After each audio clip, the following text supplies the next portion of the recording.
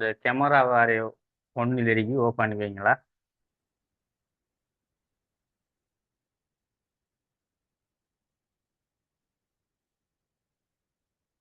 பின்னாடி யார் இருக்காம்? சரி. ரைட். அனைவருக்கும் அஸ்ஸலாமு அலைக்கும் வரஹ்மத்துல்லாஹி வபரகாத்துஹு. அனைவருக்கும் வணக்கம், குட் ஈவினிங். ரைட். இன்றைக்கு நாங்கள் இரண்டாவது அளவு பார்த்து கொண்டிருக்கோம். அரசவையலில் உள்ளடங்கப்படும் உபதுறைகள். இப்போ இந்த உபதுறைகளில் வந்துக்கிட்டு ஐந்து விடயங்கள் அஹ், துறைகளாக உள்வாங்கப்பட்டது. இல்லை அரசியல் தத்துவம், அரசியல் சிந்தனை, கோட்பாடு, நிறுவனங்கள் பற்றியது. அதே போல ஒப்பீட்டு அரசியல். இப்போ இந்த ஐந்து விடயங்களை கொண்டுதான் நாங்கள் இந்த அரசறவியலில் உள்ளடங்கப்படுகின்ற இந்த உபதுறைகள் விஷயத்தை நாங்கள் பார்க்க போறோம். இப்போ பார்க்கலாம் பிள்ளைகள். இதில் இன்றைக்கு நாங்கள் அந்த நேற்றைய போன வகுப்பில் நாங்கள் அரசியல் தத்துவம் பற்றி பார்த்திருந்தோம். அப்போ அரசியல் தத்துவம் என்ற விஷயம் ஒரு குறிப்பிட்ட காலத்தில் அதோட வீழ்ச்சி காலம் மாதிரி இருக்குது. அதாவது ஏனென்றால் அது வந்துட்டு பொதுவாக நாங்கள் அந்த ஆரம்ப காலம், அதாவது மரபு ரீதியான தத்துவத்தை அணுகுமுறை என்ற விஷயம் இதில் நான் உருவாக்கப்பட்டன்றதை நாங்கள் பார்த்தோம். அப்போ இந்த வீழ்ச்சி காலம் வந்துட்டு ஒரு குறிப்பிட்ட கால அடைவில் என்ன செய்து உருவாக்கப்படுது. அப்ப அதோட வந்துகிட்டு உருவாக்கப்பட்டதன் பிற்பாடு திரும்ப இதுக்கு ஒரு மறுமலர்ச்சி காலம்ன்றதும் மீண்டும் உருவாக்க தொடங்குது. அப்ப பாருங்க, இது ரெண்டு வகையான சில நிகழ்வுகள் நடந்துச்சு 19ஆம் நூற்றாண்டுகள்ல. அதாவது இரண்டு வகையான நிகழ்வுகள். ஒன்று இந்த தத்துவார்த்தம் என்று சொல்லக்கூடிய அரசியல் தத்துவம் என்று சொல்லக்கூடியதுல வீழ்ச்சித்தன்மையும், அதே போல இந்த அரசியல் தத்துவத்தின மறுமலர்ச்சியும் ஏற்படுது. காரணம் இந்த தத்துவார்த்த அணுகுமுறையினூடாக ஏற்பட்டது. அதிலும் வந்தாக்குது இந்த தத்துவார்த்த அணுகுமுறை என்பதை வீழ்ச்சியாக்க சில முயற்சிகள் வந்துவிட்டு இந்த நடத்தைவாதம் என்று சொல்லக்கூடிய விஞ்ஞான அணுகுமுறைவாதிகளாக இடம்பெற்றது. அப்ப அதன் விளைவாக ஏற்பட்ட ஒரு தாக்கம் தான் ஒரு வீழ்ச்சி அடைஞ்சது. பிறகு அதை மீண்டும் என்ன செய்யணும், அந்த மறுமலர்ச்சி அடைஞ்சு போவதற்கு, வளர்ச்சி அடைஞ்சு போவதற்கு மீண்டும் ஒரு காரணமாக அமையுது என்னென்றா, அதே அந்த நடத்தைவாதம், அதே போல விஞ்ஞானம் என்று சொல்லக்கூடிய இந்த அணுகுமுறை மீண்டும் நாங்கள் உங்களோட சேர்ந்து கொள்றோம். ஏனென்றா எங்களுக்கும் தொடர்ந்தும் இதை என்ன செயற்படுத்த இயலாம காரணமாக இருக்கி எங்கட அணுகுமுறை பலவீனமாயிட்டு என்று அவங்க என்ன செய்யறாங்க, இவங்களோட சேர்ந்து ஒரு சமரச பேச்சுவார்த்தை ஒன்று நடத்தி தான் என்ன செய்யறாங்க, ரெண்டு அணுகுமுறையோட அந்த ஒப்பீட்டு அணுகுமுறையை சேர்க்காங்க. அப்ப அதையும் சேர்த்து இவங்க மூன்று பேருமாக சேர்ந்துதான் என்ன செய்யறாங்க, தொடர்ந்தும் இந்த அணுகுமுறையை நவீன காலத்திலேயும் முக்கியத்துவமானது என்று தத்துவார்த்தத்தையும் ஒப்பீட்டையும் இந்த அதாவது அரசியல் நடத்தை என்று சொல்லக்கூடிய, அதாவது நடத்தை விஞ்ஞான அணுகுமுறை ஆய்வாளர்கள் மேற்கொள்றாங்க. இதனூடாக இவங்க எல்லாருமே சேர்ந்து, அதாவது தத்துவவியலாளர் ஆய்வாளர்களும் அதே போல நடத்தைவாத ஆய்வாளர்கள், ஒப்பீட்டு அணுகுமுறை தொடர்பான ஆய்வாளர்கள் எல்லாருமே சேர்ந்து தொடர்ந்து இது எல்லாமே நவீன காலத்திலையும் பொருத்தமான அணுகுமுறை என்றுதான் என்ன செய்யறாங்க முடிவெடுக்க. ஏன் அரசியல் வந்துகிட்டு அந்த பொதுவாக வந்துட்டு அரசியல்ல நடத்தையை மட்டும் பார்க்குற வந்துகிட்டு பொதுவாக நாங்கள் இந்த விஞ்ஞான அணுகுமுறை மட்டும் தான் சொல்றோம். அப்ப விஞ்ஞான அணுகுமுறை நடத்தை மட்டும் பார்த்தா ஏனைய விடயங்களை என்ன செய்யும், புறக்கணிக்கப்படும். அப்ப இதுல தத்துவத்துல வந்துட்டு உண்மைத்தன்மை, ஒழுக்க நெறி எல்லாம் இருக்கு. ஒப்பீட்டுல வந்துட்டு இங்க அதாவது ஒரு உதாரணத்துக்கு ஒரு நாட்டில் இருக்க அரசியல் இன்னொரு நாட்டோட சேர்த்து ஒப்பிட்டு பார்க்கறதுல அரசியலை சரிப்படுத்தக்கூடிய நிலைமை எல்லாம் இருக்கு. அப்ப இவ்வாறான அணுகுமுறையும் நாங்க இதுக்கு பொருத்தப்பாடுதான் என்று என்ன செய்யறாங்க இவங்க நடத்தைவாதிகள். இதையும் சேர்த்து கொண்டு நாங்க தொடர்ந்து என்ன செய்வோம், விஞ்ஞான இந்த காலத்துல நாங்க இந்த அணுகுமுறைகளை பேணுவோம் என்று முடிவெடுக்கிறோம். அதனால்தான் இவங்க எல்லாருமா சேர்ந்து முடிவெடுத்த பிறகு திரும்ப அரசியல் தத்துவம் என்ற விடயம் ஒரு வளர்ச்சி அடையக்கூடிய காலகட்டமா மாறுது. அப்ப இங்க நோட்ஸில் சொல்லப்படுற விஷயத்தையும் பாருங்க. இவ்வாறு 18ஆம் நூற்றாண்டின் வரை அரசியல் செல்வாக்கு செலுத்தி அதனை இயங்கி செல்லும் கட்டமைப்பாக தத்துவார்த்தம் விளங்கிய போதிலும் நடத்தைவாதத்தின் தோற்றமும் எழுச்சியும் அதன் பலவீனம் அடைய செய்தது. அப்ப இந்த நடத்தைவாதத்துல தோற்றமும் அதோட எழுச்சியும் என்ன செய்து இந்த தத்துவார்த்தத்தை என்ன செய்து பலவீனம் அடைய செய்தது. காரணம் மனித நடத்தைகள் மாத்திரமே அரசியல் மாற்றங்களை கொண்டு வருவதாக வாதிட்டதுடன் பாரம்பரிய தத்துவம் என்ற வகையில் தற்கால வளர்ச்சிக்கு பொருத்தமற்ற என கூறியதுடன் அரசியலை விஞ்ஞானமாக்கும் முயற்சி இடம்பெற்றதன் காரணமாக அரசியல் தத்துவம் புறந்தள. அப்ப பாருங்க, இந்த 19ஆம் நூற்றாண்டின் ஆரம்பத்துல இந்த பிரச்சனை நடக்குது. நாங்க சொன்ன விஷயம் தான் இங்க நோட்ஸ்ல சொல்லப்படு. 19ஆம் நூற்றாண்டின் ஆரம்பத்தில் இந்த தத்துவார்த்தம் சம்பந்தமாக இந்த அரசியல் நடத்தைவாதிகளுக்கு இடையில என்ன மனிதன் நடத்தை தான் முக்கியத்துவம், மனிதன் நடத்தை இருந்தால் மட்டும்தான் அரசியல் நாங்கள் பூரணப்படுத்தலும் என்று இந்த இவங்களுக்கு இடையில ஒரு என்ன செய்யுது வாத விவாதங்கள் நடைபெற்றதால தான் இதுல என்ன செய்யறாங்க, உங்களோட வந்துட்டு பழமையானது தொடர்ந்தும் இப்ப நவீன காலத்துக்கு ஏற்றுக்கொள்ளலன்ற ஒரு கருத்தை சொல்லி இதை நாங்க ஏற்றுக்கொள்ளணும் மற்றவங்கள்கிட்ட இதை சொல்றாங்க யாருகிட்ட ஏனையவங்கள்கிட்ட சொல்லி இந்த அணுகுமுறையை நாங்க தொடர்ந்து பேண தேவையில்லை இது பழைய அணுகுமுறைன்றதால் நவீன காலத்துக்கு இது பொருத்தம் இல்லைன்றது அதோட அதை படிப்படியாக அதை வீழ்ச்சி அடைய வைக்காங்க திரும்ப என்ன செஞ்சாங்கன்னா தொடர்ந்து அவங்களோட அணுகுமுறை தொடர்ந்து பேண இல்லாத ஒரு நிலைமையா மாறுது யார இந்த நடத்தைவாதிகள் அணுகுமுறை அப்ப அவங்களோட அணுகுமுறையும் தொடர்ந்து பேண இல்லாம போனதால அப்ப என்ன செஞ்சாங்க இவங்க பார்த்தாங்க ரைட் நம்மடையில நிறைய குறைபாடுகள் இருக்கு நாம மனிதன் நடத்தையை மட்டும்தான் பார்க்கோம் ஏனைய விஷயங்களை புறந்தள்ளுறோம் அதனால நாம என்ன செய்வோம்டா அவங்களை சேர்த்து எடுத்துக்கிட்டு அதோட மேல அதை ஒப்புட்டு அணுகுமுறை சேர்த்து எடுத்துட்டு என்ன செய்வோம் நாங்க தொடர்ந்தும் எங்கட இதை தக்க வைக்கணும்னு முடிவெடுக்கோம் அதுக்காகத்தான் இந்த மறுமலர்ச்சி காலம் அதாவது தத்துவார்த்தம் என்று சொல்றது திரும்ப ஒரு புத்துணர்ச்சி பெற்ற ஒரு மறுமலர்ச்சி காலமாக மாறுது திரும்ப அப்ப இந்த வகையில நாங்க என்ன செய்யலாமாண்டா இதை விளங்கி கொள்ளலும் சரியா ரைட் இதுல திரும்ப அரசியல் தத்துவத்தின் மறுமலர்ச்சி காலத்துல சொல்றாங்க எப்படின்னா நடத்தைவாதத்தின் பின்தோற்றம் பின்னடத்தைவாதம் எனும் சிந்தனையானது மரபு சார்ந்த சிந்தனையில் ஏற்றுக்கொள்ளப்பட்டமையினால் தத்துவார்த்தம் மீண்டும் அரசியல் செலுத்தப்பட்டது அப்ப இந்த நடத்தைவாதம் என்று சொல்லக்கூடிய அதாவது விஞ்ஞான அணுகுமுறை என்று சொல்ற விஷயம் வந்துகிட்டு என்ன செய்யுது தத்துவார்த்தமான உண்மையான விடயங்களையும் ஏற்றுக்கொள்ளலாம் என்ற கருத்து வந்ததால திரும்ப என்ன செய்யறாங்கன்ற இவங்களே சேர்த்துக்கொள்றாங்க தத்துவார்த்த அணுகுமுறை சேர்த்துக்கொண்டு தொடர்ந்து அவங்க என்ன செய்யறாங்க மக்கள் மத்தியில வாதிடுறாங்க அதனாலதான் இந்த மறுமலர்ச்சி திரும்ப தத்துவார்த்தம் திரும்பவும் புதிய இதாக தோற்றம் பெறுதுன்னு சொல்லுவாங்க அதே போல 1971ஆம் ஆண்டு காலப்பகுதியில்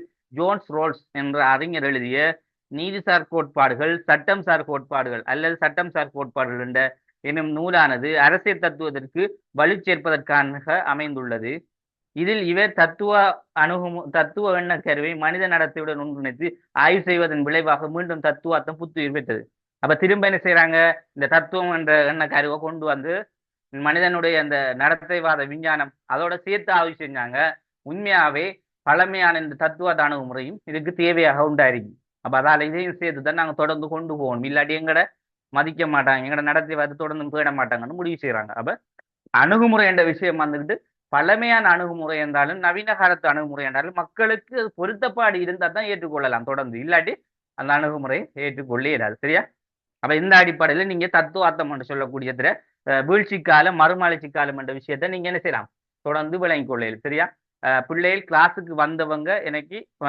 குரூப்பில் எல்லாரும் ஹாய் அண்ட் ஒரு மெசேஜ் போட்டாலும் போதும் சரியா என்ன நீங்க கொள்ள பெரிக்கதால நான் தனிப்பட ரெக்கார்டிங் தாரத்துக்கு எனக்கு விளங்காது பொதுவான எல்லா பிள்ளைகளும் உங்களோட சீனியர் மரம் அப்படிதான் செய்வாங்க வாராக்கள் முதல்ல என்ன செய்வாங்க முதல் காய் மெசேஜை போட்டுருவாங்க போட்டால் தான் நான் இப்போ இதில் இப்போ 20 பேர் இல்லைண்டா 20 பேருக்கும் 20 பேரும் வந்தா எனக்கு காட்டு அப்போ நீங்கள் 12 பேர் வரக்குள்ள 12 பேர் தான் நான் தரணும் 10 பேருண்டா 10 பேர் தான் தரணும் அப்போ அதுக்கேற்ற மாதிரி நீங்கள் வந்தவங்க மெசேஜை போடுங்க சரியா வராத ஆக்கள் ஆறுன்றதுமே இன்னைக்கு விளங்கும் சரியா கட்டாயம் போடுங்க அந்த வீடியோ ஓஃப் பண்ணி வைங்க வீடியோவில் ஒன் பண்ணாங்க ரைட் இப்போ நாங்கள் பார்க்க போகிறோம் இதில் 2வது பகுதி அரசியல் சிந்தனை அரசியல் சிந்தனை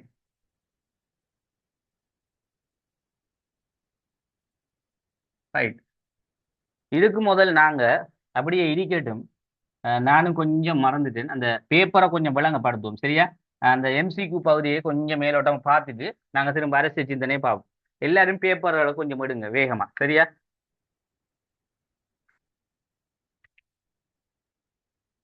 எல்லாரும் கொஞ்சம் அந்த பேப்பர் எடுத்துக்கிட்டா நல்லமா சரியா பேப்பரை கொஞ்சம் பார்ப்போமா என்னன்னு சொல்லுங்க அப்போ போன கிளாஸ்ல பேப்பர் கொஞ்சம் பார்ப்போமா சார் சொன்னீங்க நானும் அதை இந்த கிளாஸ்லையும் அந்த இதுவாக என்னடா குரூப்ல மெசேஜ் போட்டிருந்தா அதுக்கேற்ற மாதிரி ரெடி ஆயிருப்பேன் இந்து என்ன மாதிரி பேப்பரை பார்க்கறதா என்ன சொல்லுங்க அப்போ மெசேஜ் ஒன்று தாங்க நம்மளோட அழகு பரிச்சை பேப்பரை கொஞ்சம் விளங்கப்படுத்துவோமா எல்லாருக்கும் ஓகேயா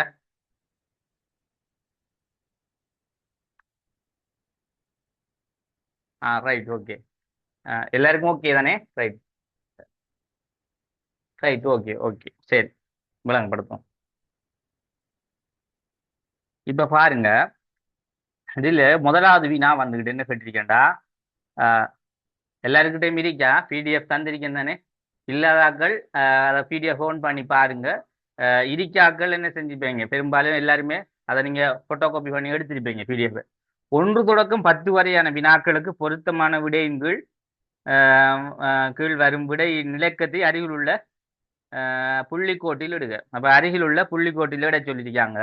இப்ப முதலாவது வினா தந்திருக்காங்க எப்படின்னா, அரசியல் என்பது முதலாவது கேள்வி வந்துட்டு அரசியல் என்பது தந்துட்டு அரசாங்க பரப்போடு மட்டும் வரையறுக்கப்பட்ட அதிகார போராட்டமாகும். சமூக விஞ்ஞானங்களோடு அண்மை காலத்தில் இணைந்த எண்ணக்கருவாகும். பொதுத்துறை நிர்வாகத்தோடு வரையறுக்கப்பட்ட செயல்முறையாகும். அரசு மற்றும் சமூகங்களுக்கு இடையில் நிலவும் அதிகார தொடர்பாகும். இப்ப 4 விட தந்திருக்காங்க. இப்ப பொதுவா கேட்காங்க அரசியல் என்பது என்ன? அப்ப பொதுவா நாங்க அரசியலை வந்துகிட்டு எப்படி பார்க்கலாம்டா, அரசாங்க பரப்போடு மற்றும் வரையறுக்கப்பட்ட அதிகார போராட்டம். அப்ப அரசியல்ல நாங்க அரசாங்க பரப்போட மற்றும் வரையறுக்கப்பட்ட ஒரு அதிகார போராட்டமா பார்க்கலுமா? சொல்லுங்க அப்போ. அதிகார போராட்டமா பார்க்கலாம் என்ன? ரைட். அவ அதிகார போராட்டமா பார்க்கலாம்னு சொல்றா. ஆனா எப்படி பார்க்கலாம்டா, அது வரையறை இல்லாத ஒரு அளவில பார்க்கலாம். அப்ப வரையறை என்று சொன்னா நாங்க பார்க்கலாமா? அரசியல் வந்துட்டு ஒரு அதிகார போராட்டம் வரையறுக்கப்பட்டிருக்குமா? இல்லை. இப்ப வரையறை என்ற விஷயம் குறைவு. அப்ப வரையறைக்கு அப்பாற்பட்டது.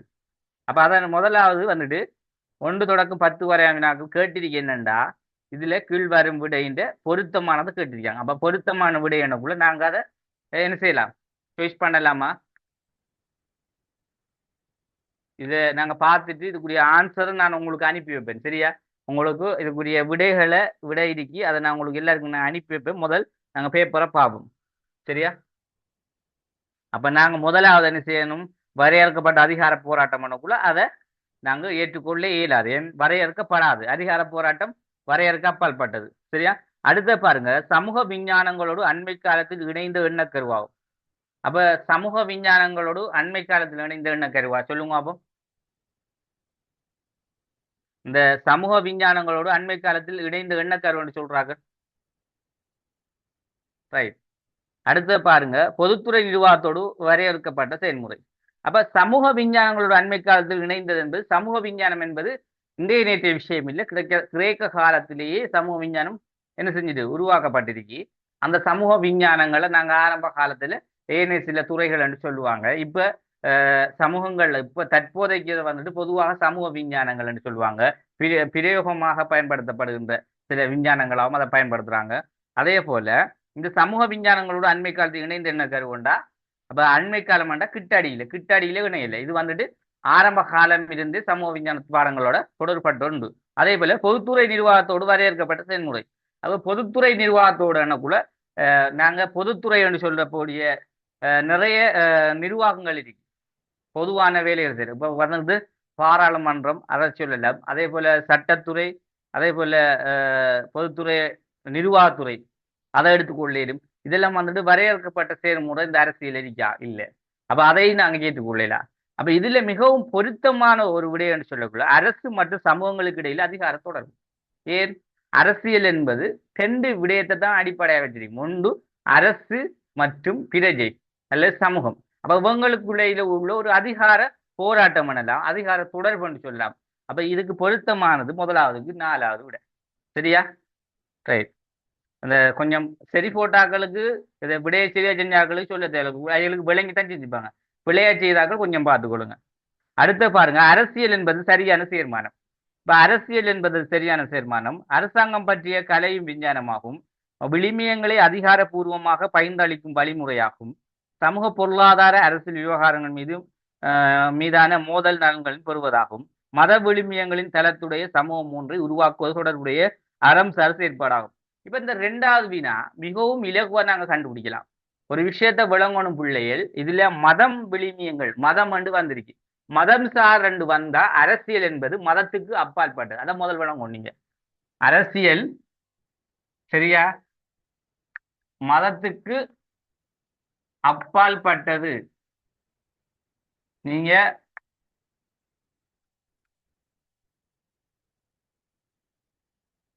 மதச்சார்பின்மை வாதம் என்று ஒரு வாதம் ஒன்று நீங்க வாதங்களை பார்ப்பீங்க. அதுல மதச்சார்பின்மை வாதம் என்பதை பற்றி புல் பண்பெல்லாம் சொல்லப்படும். அதுல பார்த்த விளங்கும் அரசியலுக்கு மதம் என்ற விஷயம் அப்பாற்படும். அப்ப மதம் வந்துட்டு அரசியல கலந்தா அது அரசியல் இல்லை. அப்ப அது வந்துட்டு மத கொள்கை ஆன்மீகமா மாறும். அதான் சொல்றாங்க அரசியல்ல மதத்துக்கு அப்பாற்படும். அப்ப இதுல ஆட்டோமேட்டிக்கா எங்களுக்கு தெரியும் மத விழுமியங்கள் தளத்தை உடைய சமூகம் ஒன்றை உருவாக்குவது தொடர்பு எண்ணக்குள்ளேயே அது பிள்ளை என்றதை நாங்க என்ன செய்யறோம் விளையும் சொல்றோம். அப்ப இதுல கேட்டிருக்காங்கன்னு இதுல சரியான ஒரு தொடர்பு கொண்ட கேட்டிருக்காங்க. அப்ப மூன்றும் அரசாங்கம் பற்றிய கலையும் விஞ்ஞானம் என்பது அரசியல், அது சரியான தீர்மானம். விழுமியங்கள் அதிகாரப்பூர்வமாக பயந்தளிக்கப்படும். ஓ, உண்மையாவே ஒழுக்க விழுமியங்கள் அதிகாரப்பூர்வமாக பயந்தளிக்கப்படும் விஷயம். அதே போல சமூக பொருளாதார விவகாரம் மீது மோதும் நலன்களின் பொறுப்பு.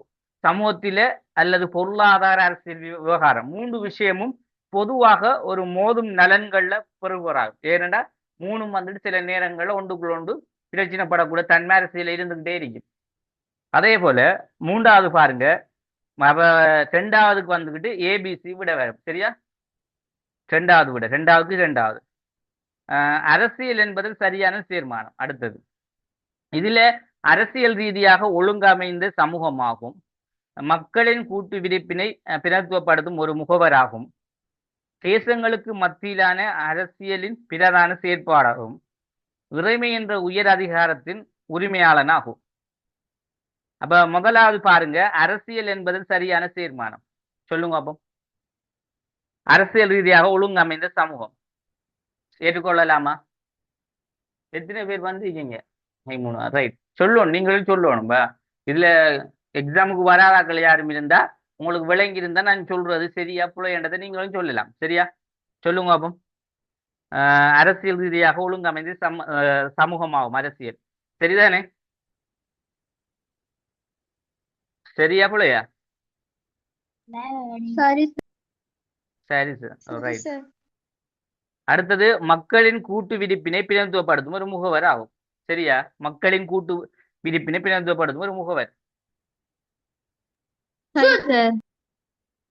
பிள்ளையா? அதுவும் சரியா.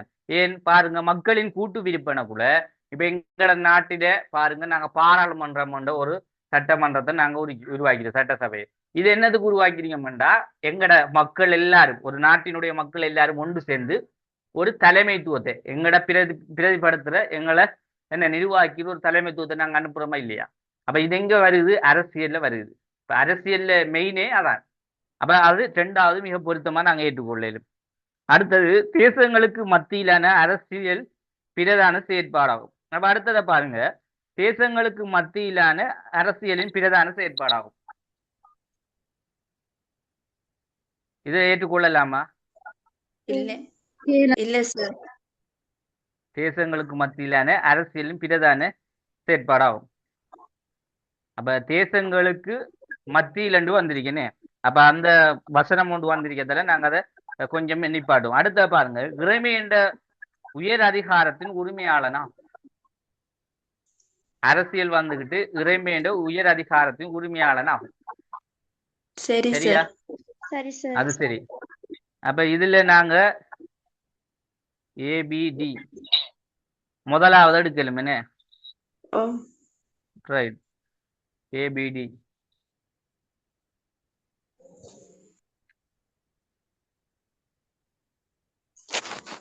அடுத்தது பாருங்க, அரசியலுக்கும் அரசவைக்கும் இடையிலான தொடர்பை விளக்கு மிக சரியான கூட்டு. அரசியல் கட்சிகளினதும் அமைப்பினதும் செயற்பாடு, அரசியல் செய்தலும் அரசியலை கற்றலும், வாக்காளரின் நடத்தையை விளங்குவது, அரசாங்கத்தின் கொள்கையை விளக்குவது. சொல்லுங்க அப்போ. கேட்டிருக்கேன்டா, எத்தனாவது? நாலாவது. ஏண்டா அரசியலுக்கும் அரசாங்கத்துக்கும் இடையிலான தொடர்பு கேட்டிருக்காங்கன்னு. தொடர்பு வந்துட்டு எந்த அடிப்படையில் இருக்கும்? அரசியல் கட்சிகளினதும் அமைப்பினரும் செயற்பாடுகள் என்றா தனிப்பட அரசியல் கட்சி மட்டும் சொல்லுமா? இல்லை. அப்ப இதை ஏற்றுக்கொள்ளல. அரசியல் செய்தலும் அரசியல் கற்றலும். அப்ப அரசியலுக்கும் அரசாங்கத்துக்கும் இடையிலது அரசியல் செய்தல் அரசியல் கற்றல். சரியா? அப்ப அது இருக்கட்டும், அது முதலாவது வராது, அது இருக்கட்டும். மூன்றாவது பாருங்க, வாக்காளரின் நடத்தையை விளக்குவது. அரசியலுக்கும் அரசாங்கம் இடையிலான தொடர்பை விளக்குறதுல வாக்காளரின் நடத்தையை விளக்குவது. இதை ஏற்றுக்கொள்ளலாமா? மூன்றாவது ஏற்றுக்கொள்ளலாமா? வாக்காளரின் நடத்தையை விளக்குவது. வாக்காளரின் நடத்தையை விளக்குவது அரசியலுக்கும் அரசாங்கம் இடையிலான தொடர்பு கேட்கக்குள்ள இல்ல சொல்லுங்க என்ன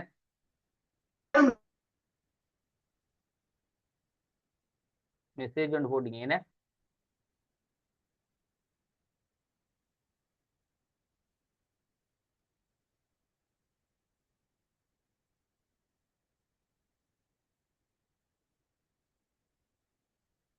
சொல்லுங்க நீ என்ன சரி மெசேஜ் ஒன்று போட்டிருக்கியா இல்லை சார் நம்ம ஒன்று போட்டிருக்கியா வழங்கல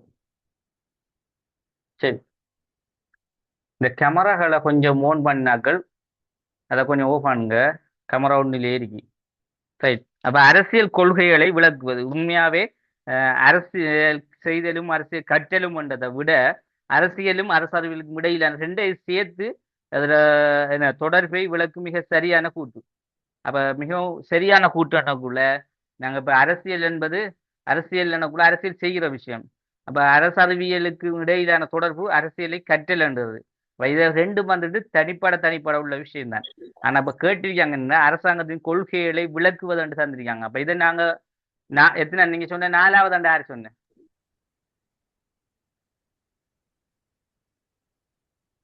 4வது ஆண்டு சொன்னாக்க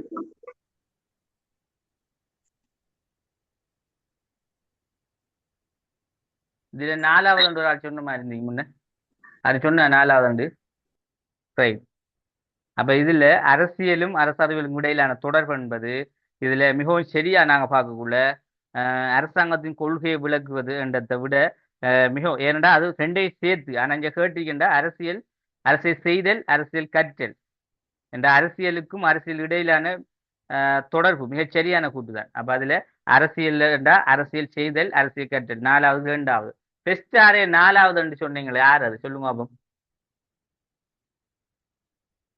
பெஸ்ட் கேட்டதுக்கு 4வது வருமா நம்ம சொன்னீங்க அதான் கேட்கணும் யாருன்னு சொல்றீங்க சரி ஓகே அடுத்த 2வது வரும் இல்ல 4வது ஒரு ஆள் சொன்ன மாதிரி கேட்டீங்க அதான் சரியா நவீன ஜனநாயக அரசாங்க முறையினுள் பிரஜைகள் நிறைவேற்றிக் கொள்வது கூடிய பணிகள் சேர்மானம் இப்ப இதுல பாருங்க நவீன ஜனநாயகம் இப்ப நடைமுறையில இருக்கின்ற இந்த ஜனநாயக அரசாங்க முறையில பிரஜைகளை நிறைவேற்றிக் கொள்ளக்கூடிய பணிகள் சேர்மானம் இதுல முதலாவது அரசியலில் ஈடுபடுகிறது தேர்தல் வாக்கினை பயன்படுத்துதல் அரசியல் கட்சியிலும் உறுப்பினராக ஈடுபடுதல் மத அனுஷ்டானங்களிலும் ஈடுபடுதல் பாப்போம் இப்ப நவீன இது ஜனநாயக அரசாங்கத்திலே அரசியலில் ஈடுபடுகிறது ஏற்றுக்கொள்ளலாம் தானே அதே போல 2வது தேர்தல் வாக்களிப்பினை இந்த தேர்தலில் வாக்குகளை பயன்படுது இது ஏற்றுக்கொள்ளலாமா இல்லையா ஏற்றுக்கொள்ளலாமா ரைட்டா அரசியல் கட்சிகளின் உறுப்பினராக இருத்தல் ஏற்றுக்கொள்ளலாமா உறுப்பினராக ஏற்றுக்கொள்ள இயலா என்று சொல்றாங்க சொல்லுங்க ஏற்றுக்கொள்ளலாமான்னு சொல்றாங்க ஏற்றுக்கொள்ளலாம் ரைட் அப்ப மத அனுஷ்டானங்களில் ஈடுபடுகிறது வராது சார் இப்பதான் நான் உங்களுக்கு சொல்லி தந்தேன் நிறைய பாருங்க மதம் அண்டு வந்தாலே அது வராது அப்ப அதுலேயும் ஏபிசி அதுக்கு 3வது வரும் அடுத்தது அரசியல் கருத்தியலில் உள்ளடங்காது இப்ப கேள்வி என்னன்னா அரசியல் கருத்தியலில் உள்ளடங்காது நல்லா விளங்கிக்கணுமா அரசியல் கருத்தியல் நாங்க கருத்தியல் வந்து இன்னும் படிக்கல தான் இருந்தாலும் நாங்க இதுல பார்க்க போறோம் அரசியல் கருத்தியல் இதுல நாங்க அரசியல் கருத்தியல் என்னென்னதை நாங்க இனி அடுத்த பகுதி வந்துகிட்டு இதுல நாங்க தத்துவத்துக்கு அடுத்தது அரசியல் கோட்பாடு அந்த சொல்லக்கூடியதுல நாங்க அதைத்தான் பார்க்க போறோம் சரியா அப்ப அதுல என்னென்ன கருத்தியல்ன்றதை பார்ப்போம் ஆனா இருந்தாலும் உங்களுக்கு ஏன் நாங்க அந்த கேள்வியை போட்டிருக்கேன்டா பொதுவா அரசியல் கருத்தியல் என்னக்குள்ள பொதுவான சில வாதங்கள் இதுகள் இப்ப ஏன்னா நாங்க போட்டியும் இதுல ஒரே ஒரு விட வந்துட்டு நடத்தை வாதம் என்று வந்துருக்கு இப்ப நடத்தை வாதம் என்று சொல்லக்கூடியது வந்துட்டு எதுக்குள்ள வரப்போகுது நடத்தை வாதம் ஒரு விஞ்ஞான அணுகுமுறைன்றதுக்கு வருது அந்த விஞ்ஞான அணுகுமுறை 1வது யூனிட்டுக்குள்ள இருக்கு அதுக்காக தான் இதை போட்டிருக்கு அப்ப அதால உங்களுக்கு பொதுவா இப்ப அரசியல் படிக்க மாணவர்களுக்குள்ள இந்த சம உடைமை வாதம் லிபரல் வாதம் பெண்ணியல் வாதம் என்றது இனித்தான் நீங்க படிக்க போறது இருந்தாலும் உங்களுக்கு முன்கூட்டியே அதுல ஒரே ஒரு விஷயம் ஒன்று இருக்கத்தால அந்த வாதத்தை போட்டிருக்கு இப்போ சரியான கெட்டிக்கார பிள்ளைகள் உடனே கண்டுபிடிக்குங்கள் எப்படி கண்டுபிடிக்குங்கள் நடத்தை வாதம் நடத்தை என்பது ஒரு நடத்தை வாதம் என்பது ஏற்கனவே நாங்கள் பார்த்திருக்கோம் அது நடத்தை வாத விஞ்ஞான அணுகுமுறை என்றதை நாங்கள் பார்த்திருக்கோம் அப்ப அதுக்குள்ள உள்ள விஷயத்தை இதுக்குள்ள போட்டீங்க நடத்தை வாதம் என்று போட்டிருக்கீங்க அப்ப நடத்தை வாத அணுகுமுறை என்று வாதத்தை வாதம் என்று போட்டீங்க அதை கண்டுபிடிச்சா இதை நீங்க சரியா செஞ்சிருப்பீங்க ஆனா இது தெரியாதவங்க இந்த கேள்வி எல்லாருக்கும் போல தான் வந்துருக்கு. அப்ப அரசியல் கருத்தியல்ல உள்ளடங்காதது சம உடைமைவாதம் என்பது ஒரு வாதம் என்ன. அது வந்துகிட்டு மார்க்ஸ் வாதம்னு சொல்லலும், சோசியலிசம்னு சொல்லலும். லிபரல் வாதம் அதையும் தாராண்மை வாதம் அதையும் நாங்க, அதே போல பெண்ணியல் வாதம், பெண்ணியல் அணுகுமுறை மிதிக்கு வாதமும் இருக்கு, அதையும் நாங்க ஏற்றுக்கொள்ளலாம். ஆனா நடத்தை வாதம் வந்துட்டு அது ஒரு நடத்தை அணுகுமுறை, விஞ்ஞான அணுகுமுறைன்னு சொல்றது. அப்ப அது மட்டும்தான் இது அரசியல் கருத்தியல்ல அடங்காத ஒரு விஷயம். ஆறாவதுக்கு ரெண்டாவது சரியா. ரைட்.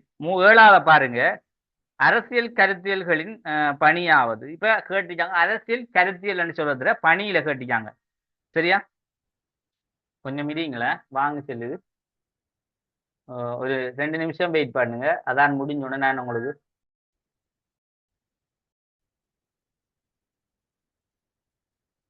ரைட்.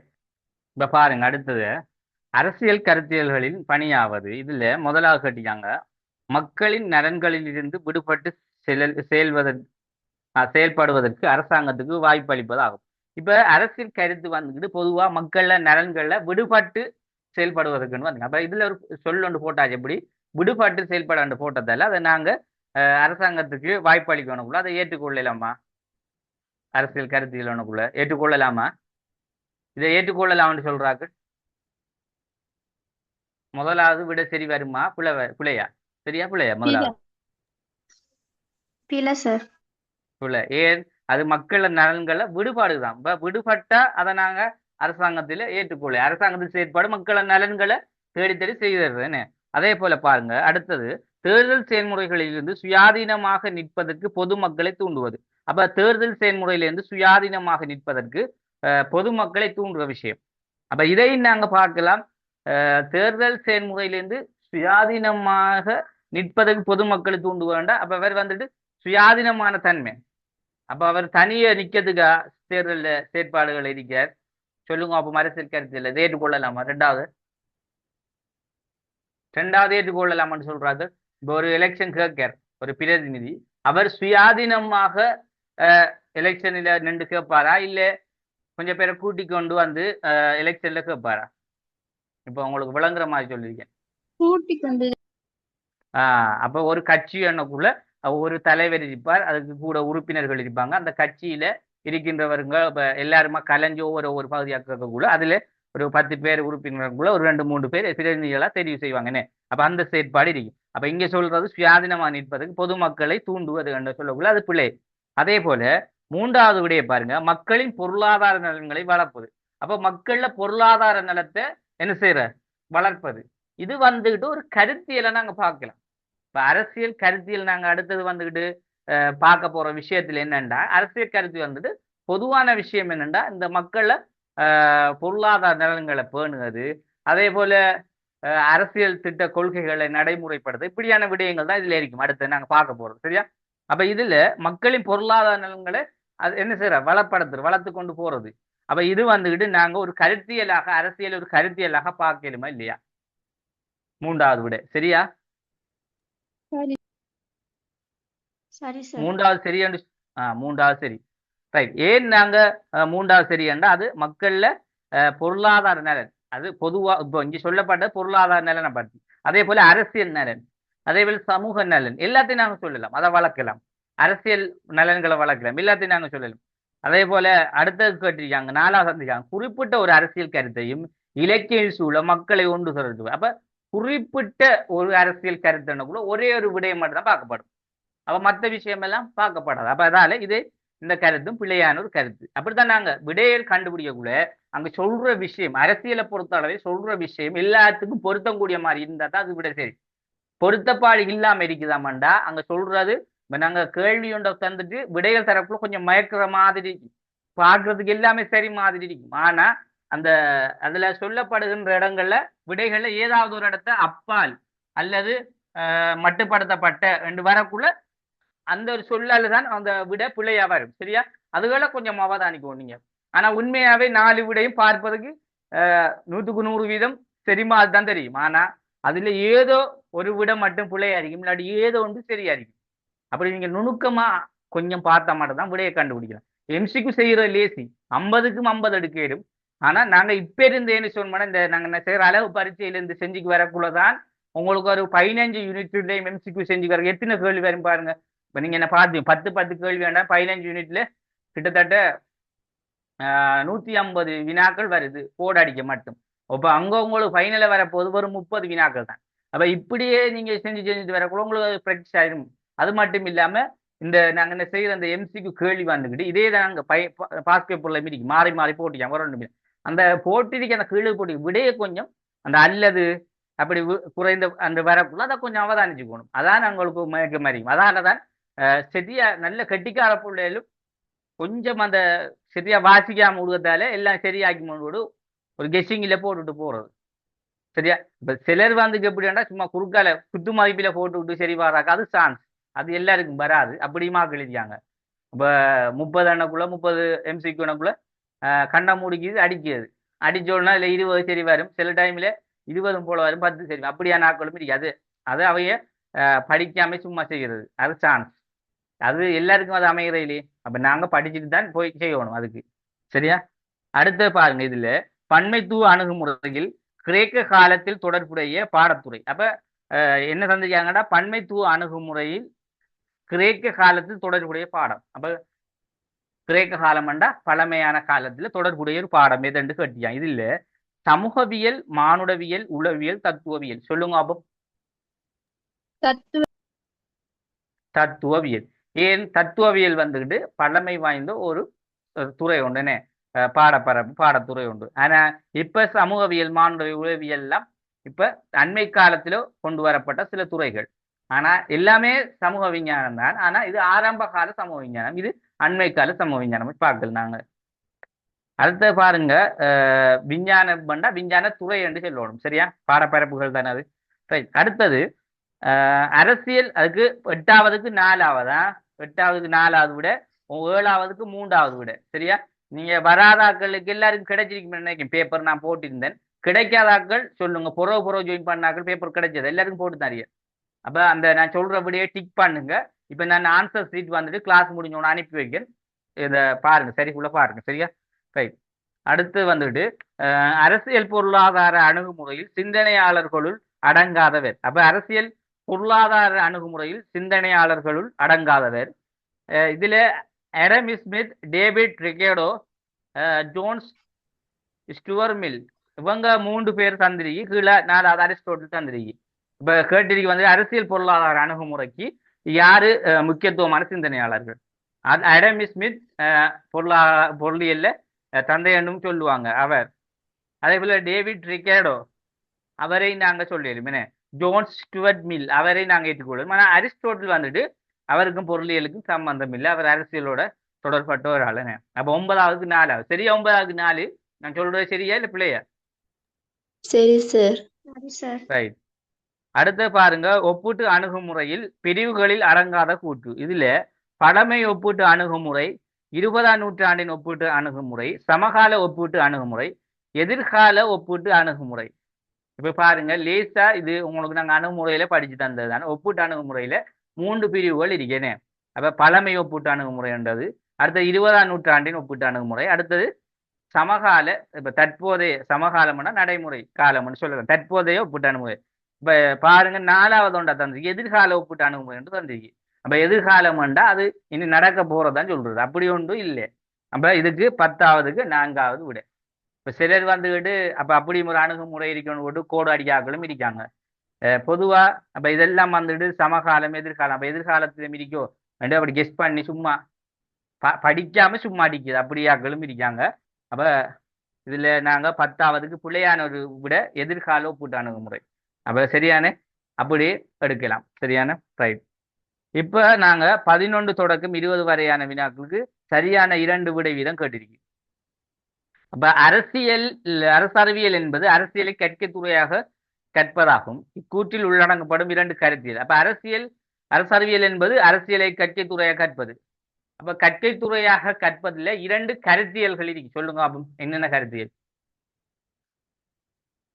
இதை கூட சிலர் வந்துட்டு செய்யாம விட்டு இருந்தீங்க. பேசிக்கான கேள்வி நாங்க பொதுவாக இப்ப நோட்ஸ்ல கூட இருக்குதானே, கொஞ்சம் சிலர் படிக்கல போல அப்படி. ரைட். அரசியல்ல வந்துட்டு 2 பிரதான கருத்தியல் இருக்கு, அதை என்ன சொல்லுங்க அப்போ. இப்ப நாங்க என்ன அரசியலும் சொல்றோமே, அரசியலும் அரசியல் அரசியல் அவ்வளவுதான். இப்ப நாங்க என்ன இப்ப படிக்க போறோம், அரசியல் கருத்தியல். இந்த அரசியல் கருத்துல இரண்டு முக்கியமான கருத்தியல் இருக்கு. அப்ப அந்த கருத்தியல் தான் இந்த அரசியலும் அரசியலும். அதை ரெண்டாக பிரிச்சாங்க, அரசியல் அரசியல், அவ்வளவுதான். சிலர் அரசியல் செய்தல், அரசியல் கற்றல்னு போட்டிருந்தாங்க. ஒரு சில இது ஆன்சர்ல பார்த்தேன். ரைட். இந்தியா மற்றும் சீனா புரதான அரசியல் சிந்தனையாளர்கள் இதுவரை தருக. அப்ப இந்தியாட அத சீனாட சொல்லுங்க அப்ப. இந்தியாட யாரு, சீனாட சிந்தனையாளர்கள் யாரு? இந்தியாட கௌடில்யர், சீனாட கன்ஃபியூசியஸ். கான்ஃபியூசஸ். ரைட். அப்ப அதுக்கும் சரி. 12வது. அடுத்தது, அரசியலுக்கும் அரசியலுக்கும் இடையிலான தொடர்பினை இரு முறைகளில் நோக்க முடியும். அவ்விரு முறைகளும் இவை. பேசிக்கான ஒரு கேள்வி ஒன்றுதான், எல்லாருக்கும் தெரிஞ்சதுதான். அரசியலுக்கும் அரசியலுக்கும் இடையிலான தொடர்புகள் ஏற்கனவே எம்சிக்யூலையும் ஒரு இடத்த வந்துட்டு விட இதுக்கு. அப்ப அதே கேள்வியை தான் இதுக்கும் தந்திருக்கு. பாப்போம். அரசியல் செய்தல், அரசியல் கற்றல். அரசியல் செய்தல், அரசியல் கற்றல், இலகுவான விட. இதுல கொஞ்சம் வராத, எக்ஸாமுக்கு வராதவங்களும் கொஞ்சம் பேசணும். ஏன்னா நீங்களும் இதுவரைக்கும் கொஞ்சம் நோட்ஸ்களை அதை எடுத்து படிச்சு தானே இருப்பீங்க. உங்களுக்கும் தெரிஞ்ச இப்ப எக்ஸாமிலே செய்யாட்டியும் இதுல கொஞ்சம் சொல்லணும் விடைகளை. சரியா? ரைட். அடுத்த பாருங்க, அரசியலை கற்றல் என்பதில் இரு அர்த்தங்கள் உள்ளன, அவற்றை குறிப்பிடுக. அரசியலை கற்றல். இப்ப அரசியலை வந்துட்டு எந்த வடிவத்தில கற்க முடியும் என்று ரெண்டு வடிவங்கள் இருக்கு, கருத்துக்கள் சொல்லப்படுது. சொல்லுங்க அப்போ. கல்வி புலம் அரசியலை சார்ந்து அன்றாட வாழ்க்கை அனுபவம் மூலமாக. அன்றாட வாழ்க்கை அனுபவம் கூடாத, அதாவது நடைமுறை சார்ந்த கற்கையா. மற்றது கல்வி புலம் சார்ந்து. கல்வி சார்ந்தது. வேற சொல்லுங்க என்ன இதுல வேற விடைகளும் போட்டிருந்தாங்க, அதுக்கு நான் சரி போட்டிருந்தேன். என்னண்டா உண்மையா கைட்லேயும் உங்களுக்கு கூடுதலா இப்ப முன்னதான் அந்த ரெண்டு விட இப்ப எல்லாரும் போட்டிருந்தது கூடுதலா நோட்ஸுகளை கொடுக்க சொல்லியிருந்தாங்க. இப்ப அந்த விடையும் கொடுக்கலாம், அது சரி. அதை விட சரியான விட நடைமுறை ரீதியாக கற்குது, கற்க ரீதியாக கற்குதான் மிகச் சரியானது. ஆனா சிலர் வந்துக்கிட்டு முறைசாரா முறைசார் வழிமுறை என்று போட்டிருந்தீங்க. முறைசார் கற்கை, முறைசாரா கற்கை அப்படியும் போட்டிருந்தீங்க. அதுவும் சரிதான், சரியா, அதையும் ஏற்றுக்கொள்ளலாம். ஆனா இனிமேல் கொஞ்சம் இப்படி எழுதுங்க. ஏன்னா இப்ப நியூஸ் சிலபஸ்ல இந்த மாதிரி தான் விட கொடுத்துருக்கான் பெரும்பாலும்.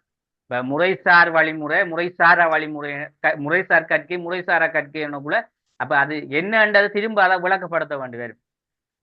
சிலருக்கு விளங்காது. பொதுவா முறைசார் வழி கற்கை என்றா அப்ப முறைசார் கற்கை ஒண்ணுக்குள்ள அதுல வேறொரு பகுதி இருக்கு உண்டு, அது கன்ஃபியூஸ் ஆயிடும். ஆனா ஆரம்பத்துல அப்படிதான் இருந்தது. முறைசார் கற்கை என்றா அப்ப சரியான வழிமுறையோட கற்கிறது. முறைசாராண்டா அப்ப முறைசாரா குடும்பம் சாரா இளவர்கள் அப்படியானவங்களோட இருந்து அந்த அரசியல் அறிஞ்சு கொடுக்குறது அப்படி இருந்து. இப்ப இலகுவா, இன்னும் இலகுவா விளங்கப்படுத்துறதுக்கு தான் பிள்ளைகளுக்கு விளங்கணும். நடைமுறை ரீதியான கற்கை என்றா அது ஆட்டோமேட்டிக்கா விளங்கும். நாங்க நடைமுறையிலே படிக்க விஷயம். அதே போல கற்கை ரீதியான கற்றல்ல கல்வியோட சார்ந்து படிக்குது. அப்ப இது இன்னும் கொஞ்சம் உங்களுக்கு அந்த விடையோட இந்த விட கொஞ்சம் இலகுவா இருக்கின்றதுக்காக இதை நீங்க யூஸ் பண்ணுங்க. சரியா? ரைட். அடுத்தது, ஏதாவது இரு அரசியல் நிறுவனங்களை குறிப்பிடுங்க. இப்ப அரசியல் நிறுவனங்கள் இதுல கேட்டிருக்கீங்க. சிலர் வந்து யோசிப்பீங்க, அரசியல் நிறுவனம் இப்போ நோட்ஸே இல்லையேண்டாக்கள், இது வரைக்கும் இன்னும் கிளாஸுக்கு போகலையேண்டாக்கள், முதலாவது யூனிட் இன்னும் படிக்கலையேண்டாக்கள், அவங்களுக்கு நாம என்ன சொல்றது எதுவுமே விளங்காது. சரியா? உண்மை இன்னும் கிளாஸுக்கு போகாதாக்கள், இப்பதான் ஃபர்ஸ்ட் கிளாஸ்ல ஜாயின் பண்ணிக்காக்கள் விளங்காது. நீங்க கவலைப்பட வேணாம். இப்போதைக்கு நீங்க நான் தந்திருக்க முதலாவது யூனிட் ரெக்கார்டிங் எல்லாம் படிங்க முதல். சரியா? படிச்சு அடுத்தடுத்த எக்ஸாம்களுக்கு தயாராங்க. இப்ப இருந்தே படிங்க. இதை இன்னும் வெற்றி போட்டு இருந்தீங்கன்னா மத்தாக்கள் படிச்சுட்டு போயிட்டுருவாங்க. சரியா? என்னோட சில பிள்ளைகள் ஸ்கூல்ல நோட்ஸ் இருந்திருக்கும், அதுல படிச்சிருக்கீங்க. சிலருக்கு இப்ப நான் கொடுத்த படிப்பிச்ச நோட்ஸ் இருக்கு, அதுல படிச்சிருப்பேன். அப்படிதான் அந்த பிள்ளைகள் படிச்சது. சரியா? உண்மையாக நாங்க குறிப்பிட்ட ஒரு 8 கிளாஸுக்குள்ளேயே நாங்க ஒரு எக்ஸாம் வச்சிட்டோம். உண்மை அதுலயுமே எடுக்கிறது, பி எடுக்கிறது பெரிய ஒரு சந்தோஷமான ஒரு விஷயம். சரியானே? ஆனா இப்ப இதுவரைக்கும் நம்ம படிக்காதவர்கள் இப்ப இருந்தே என்ன செய்ய, இன்றைக்கு இருந்தே படிக்க பாருங்க. அப்பதான் சிலபஸ் முடிகிறதுக்கு இடையில எல்லாமே பிக்கப் ஆயிடும். இல்லாட்டி இடையில விடுபட்டெல்லாம் அப்படியே விட்ட மாதிரியே இருக்கும். புறவு படிக்க மட்டும்தான் வழங்கும். சரியா? ரைட். இதுல என்னது, ஏதாவது அரசியல் நிறுவனம். இப்ப அரசியல் நிறுவனம் நாங்க இனித்தான் 2வது யூனிட்ல படிக்க போறோம். ஆனா முதல் யூனிட்ல நாங்க இந்த கேள்வியை போட்டிருக்கோம். சரியா? அரசியல் நிறுவனம். ஆனா பொது அரசியல் நிறுவனம் எல்லாருக்கும் தெரிஞ்சதுதான். சொல்லுங்க அப்ப நிறுவனம்டா. நாங்க ஏற்கனவே சில இடத்துல சொல்லுங்க. அரசாங்கம், அரசு. அரசாங்கம், அரசு. வேற என்ன சொல்லலாம்? பாராளுமன்றம், உள்ளூராட்சி மன்றம். பாராளுமன்றம் இது.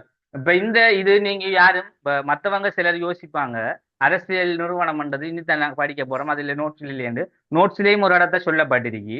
அதாவது அரசியல் கற்கையின் தோற்றம் என்று சொல்ற விஷயத்துல ஒரு 5 விடயங்கள் சொன்னேன். அரசியல் நிறுவனம் என்னன்றதை நான் சொல்லியிருக்கேன். சரியா? எதுவும் இல்லாம இல்லை, எல்லாம் நோட்ஸ்ல இருக்கு. நான் கொடுத்ததுக்குரிய கேள்விக்குரிய விடையெல்லாம் நோட்ஸ்ல இருக்கிறதால தான் கொடுத்துருக்கேன். சரியா? சரி, அதெல்லாம் கொஞ்சம் பாருங்க. நான் சொன்ன விடைகள் தானே.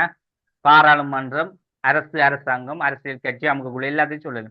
அடுத்தது, ஒப்பிட்டு அரசியலுக்கும் அடிப்படை எனும் கட்டுரை எழுதிய இரு அறிஞர்களை குறிப்பிடு. அப்ப ஒப்பிட்டு அரசியலுக்கான அடிப்படை எனும் கட்டுரை எழுதிய இரு அறிஞர்கள் சொல்லுங்க அப்போ. கெனன் நியூட்டன், ஜான் மெண்டஸ். ரைட். மத்தாக்களுக்கும் விளங்குது தானே நான் சொல்றது. கெனல் நியூட்டன், ஜான் மெண்டல். சரியா? இதெல்லாம் நோட்ஸ்ல கொடுத்துருக்கு பிள்ளைகள், எல்லாமே நோட்ஸ்ல இருக்கு. நீங்க யோசிக்க தேவையில்லை. இதெல்லாம் எங்க இருக்கு, எங்க படிச்சு தந்தாலும் கேட்க தேவை. சரியா? நோட்ஸ்ல கொஞ்சம் பாருங்க. அடுத்தது, பின்வரும் நூல்களை எழுதிய 2 அரசியல் சிந்தனையாளர்கள் யாவர்? இதுல பாருங்க, இதுல நிறைய பேர் மாறி மாறி எழுதியிருந்தீங்க. இப்ப உதாரணமா குடியரசு வந்துட்டுக்கு அது வாரது யாருன்றத மாத்தி மாத்தி எழுதியிருந்தீங்க. அப்படின்னு நான் பார்த்தேன். பாருங்க, குடி அரசு அரசியல் இப்படித்தான் நான் தந்திருக்கேன். குடியரசு வாதம் என்றாலும் சரி, அரசியல் வாதம் எல்லாம் ஒன்றுதான். இப்ப இது யாரு, இது யாரு என்று கேட்டிருக்கு. 2 அறிஞர்கள் சொல்லுங்க பாப்போம். குடியரசு வாதம் யாரு? பிளேட்டோ. அரசியல் அரிஸ்டோட்டில். சிலர் மாறி இந்த அரசியலுக்கு வந்துட்டு இந்த பிளேட்டோவை கொடுத்து குடியரசுக்கு அப்படி மாறியும் சிலர் இதுல ஆன்சரை பார்த்தேன். என்ன பிரச்சனைண்டா, ஆக்களுக்கு விட தெரியும், ஆனா எது எதுன்னு தெரியா. அப்படி ஒரு பிரச்சனை. அப்ப நாங்க படிக்கக்குள்ளே முதல் அரசியல் வந்துக்கிட்டு எப்பவும் அரிஸ்டோட்டில் தான். அரசியல்ல மூலகர்த்தா, அரசியல்ல தந்தை என்ற அரிஸ்டோட்டில் தான். அதான் நினைப்பு வச்சுக்காங்க. குடியரசுவாதம் பிளேட்டோ. ஆனா அரசியல்ல பிளேட்டோவும் என்னஞ்சாரு ஒரு முக்கியத்துவமானவர். அதாவது இந்த அரிஸ்டோட்டலுக்கு அடுத்தபடியா தான் பிளேட்டோ. சரியா? அதே மாதிரி குடியரசு என்று சொல்றதுல முக்கியத்துவமானவர் பிளேட்டோ. அதான் நினைப்பு வச்சுக்காங்க. சரியா? இதுகள் அந்த எம்சிக்யூல 2-3 ஆண்டுகள வந்த கேள்விகள் வந்திருக்குது. அதால இதை கொஞ்சம் நினைப்பு வச்சுக்கோங்க. என்னடா இது ஆரம்ப விடயங்கள் தானே, இதை கொஞ்சம் நீங்க நினைப்பு வச்சுக்காங்க. இது வந்துட்டு அவங்க எழுதிய அந்த நூலும் தான். சரி, அதால நீங்க இதை கொஞ்சம் நினைப்பு வச்சுக்காங்க. இப்ப நான் கேட்டது வந்துட்டு இந்த 2 நூல், குடியரசுவாதமும் அதே போல அரசியல்வாதம் என்ற நூல்கள். அப்ப அவருடைய சிந்தனையாளர் ஆரண்டது. அதே போல பின்வரும் பண்புகள் பொருந்திய அரசியல் கருத்தியல் 2ஐயும் முறையை குறிப்பிடுக. இப்ப இதுல பாருங்க, இதுல நிறைய பேர் பிழை விட்டு இருந்தீங்க. இதுல கொஞ்சம் கேள்வியில கொஞ்சம் இந்த எல்லாருக்கும் சின்ன மயக்கம் வரலாம். அரச வழிபாடு, சரியா? அரச வழிபாடு யாரு? அரசு பற்றிய வர்க்க முறை விளக்கம்.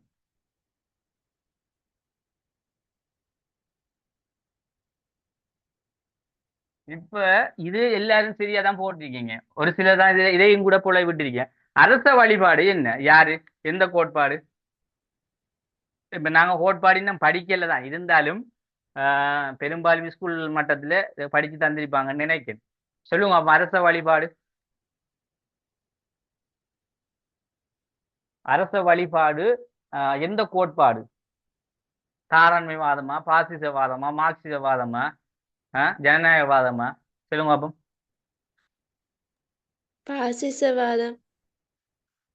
பாசிசவாதம்.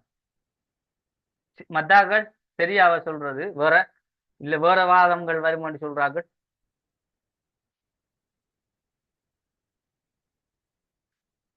சொல்லணும் பிள்ளைகள், அமைதியா இருந்தா.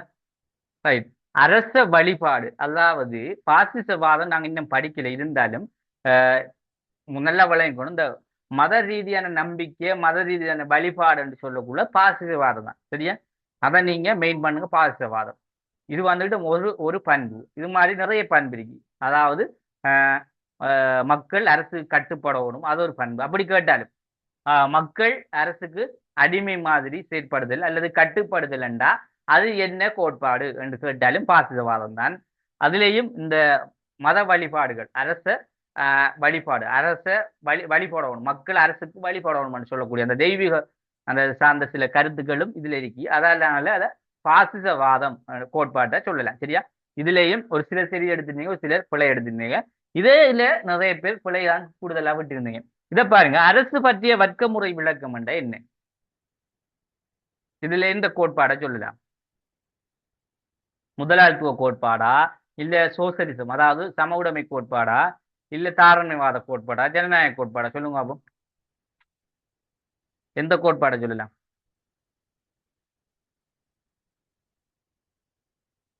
பாப்போம். அப்ப இதுக்கு விட போட்ட ஆட்கள் சும்மா சொல்லுங்க பாப்போம். விட போட்டு யாருக்கு நான் சரி போட்டிருக்கேன் அவங்களாவது சொல்லுங்க பாப்போம். இதுக்கு சரியான விட போட்டேன் நான், எனக்கு சரி வந்திருக்கேன்னு சொல்றாங்க, சொல்லுங்க சொல்லுங்களேன். இதுக்கு விட போட்டு எனக்கு சரி வந்திருக்கி. அப்ப யாருக்குமே விட சரியில்லையா? எல்லாரும் போலதானே? யார் ஒரு ஆள் சரியா போட்டிருந்தீங்க, அதான் யோசிக்கணும். உத்தரம் போடலையா? ஒருத்தரும் போடல, ஒருத்தருக்கும் சரியில்லை. ரைட்.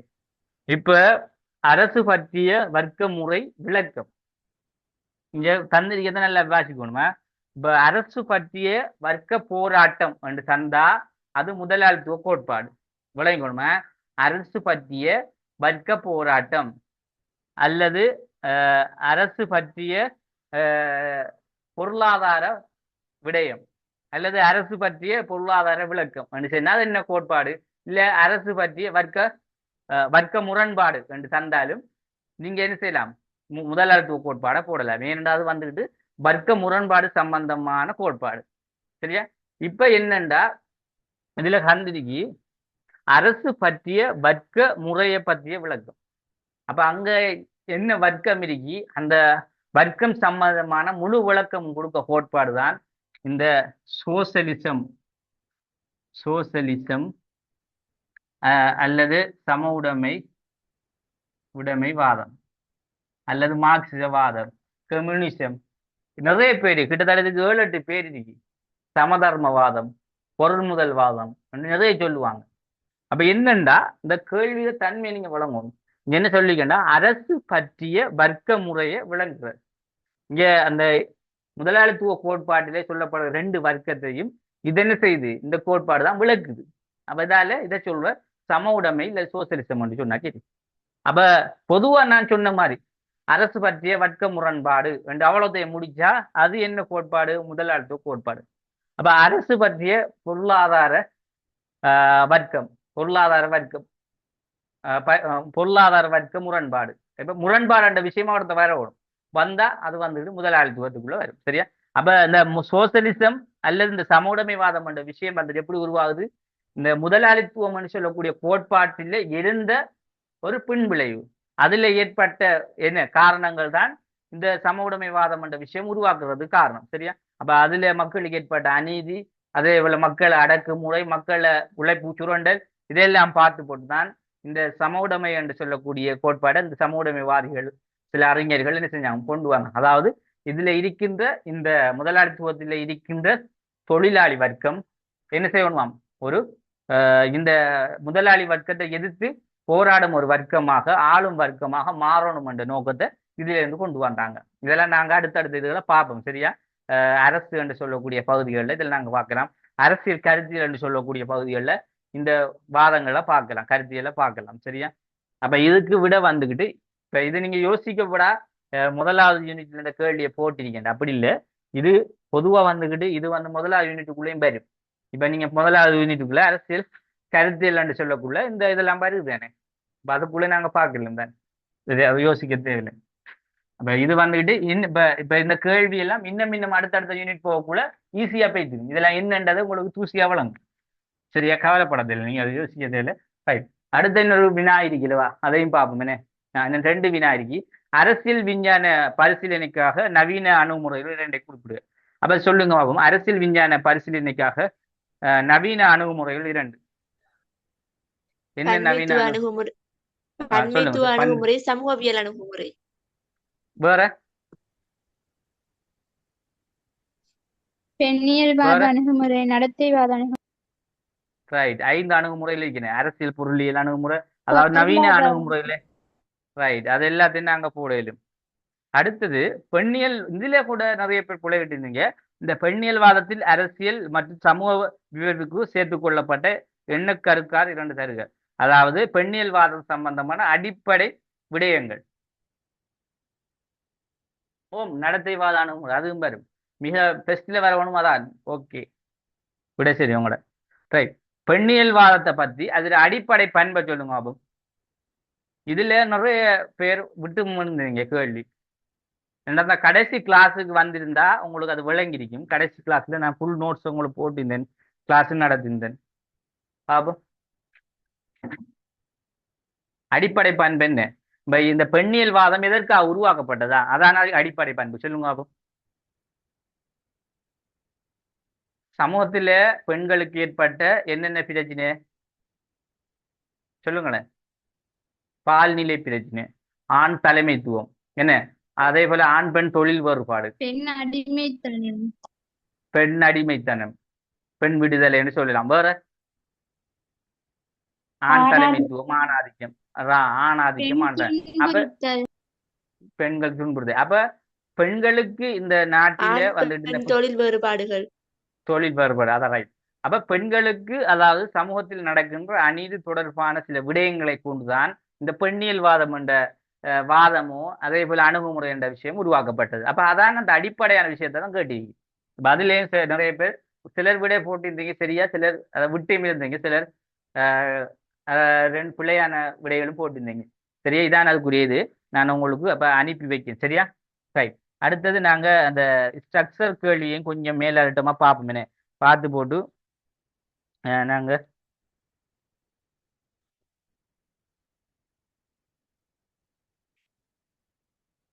இதுல அரசியலுக்கும் அரசறிவியலுக்கும் இடையிலான தொடர்பை விளக்கு என்று கேட்டிருக்கீங்க சரியா. அதையும் சொல்லுமா மேலோட்டமா சொல்றேன் என்று அதுக்கு விடையெல்லாம் சொல்லிக்கிறீங்கள. இன வகுப்பு இனம் விடை ஒன்று போட்டிருக்காங்க, பார்ப்போங்க. Response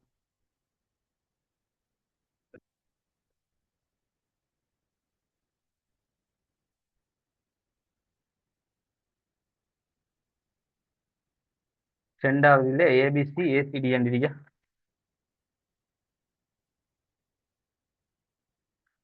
right. அது என்னண்டா இப்போ கேட்டிருக்கு என்னன்னு தெரியுமா? அதுல மட்டும் இல்லை, பொதுவாக வந்து ஒரு சில இடத்துல அப்படிதான் பாருங்க. இப்போ ஏபிசி ஏசிடி என்று தந்துருக்கேனே, அதை நீங்க ஏபிசி என்றது கரெக்ட் ஆன்சர் தான் சரியா. ஏசிபி என்று போடு. என்னண்டா சரியான தீர்மானம் தானே. அந்த ஓர்டர் ஒன்று இருக்குது, அந்த ஓர்டருக்கு தான் கேட்டிருக்காங்க.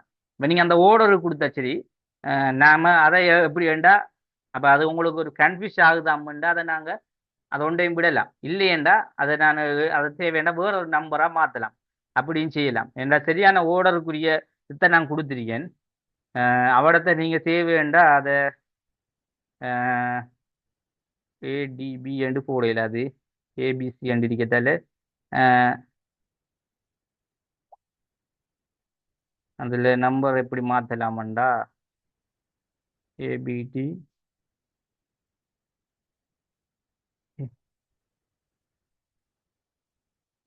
அதுக்கு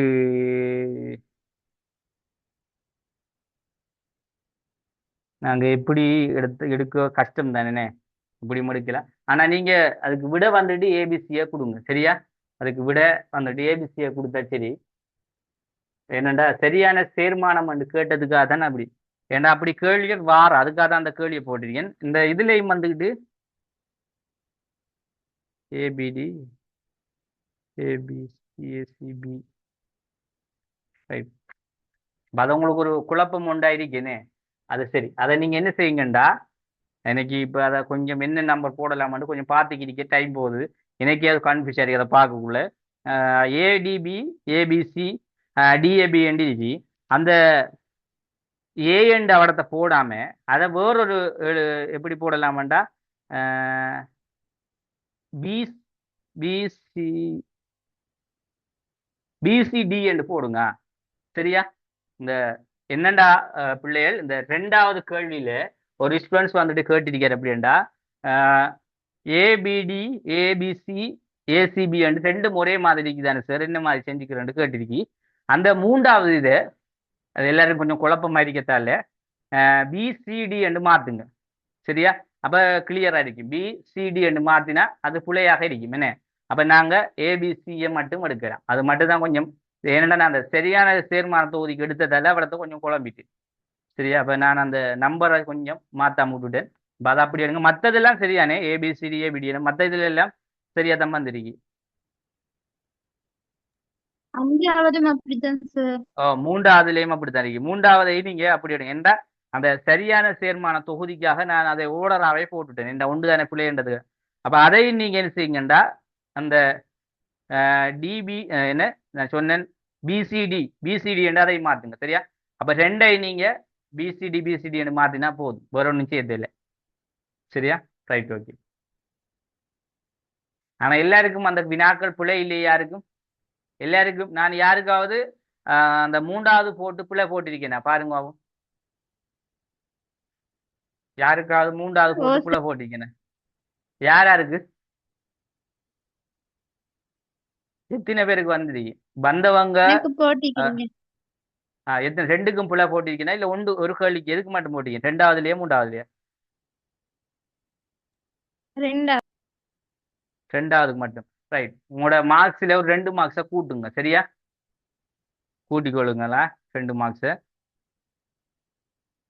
பெரும்பாலும் மற்ற பேப்பர்கள் வந்துட்டு உங்களோட இது வந்துக்கிட்டு இப்ப இந்த வருஷத்து இந்த இதுக்கு எடுத்திருக்கேன் பேப்பர்.